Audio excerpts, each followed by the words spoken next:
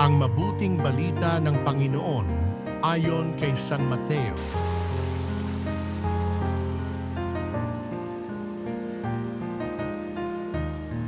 Noong panahong iyon, sinabi ni Jesus sa mga tao, ang paghahari ng Diyos ay katulad din ng isang malaking lambat na inihagis sa dagat at nakahuli ng sari-saring isda.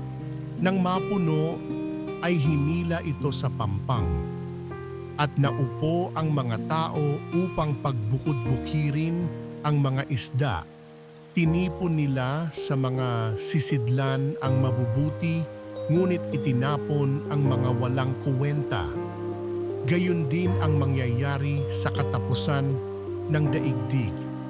Darating ang mga anghel at ihihiwalay ang mga makasalanan sa mga banal at ihahagis ang mga makasalanan sa maningas na pugon.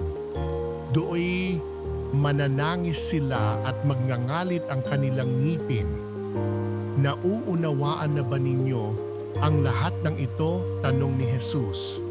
Opo, sagot nila.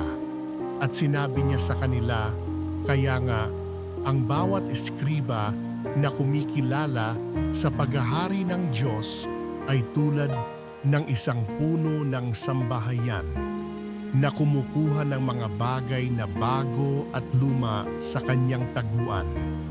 Nang masabi na ni Jesus ang mga talinghagang ito, siya'y umalis doon. Ang mabuting balita ng Panginoon.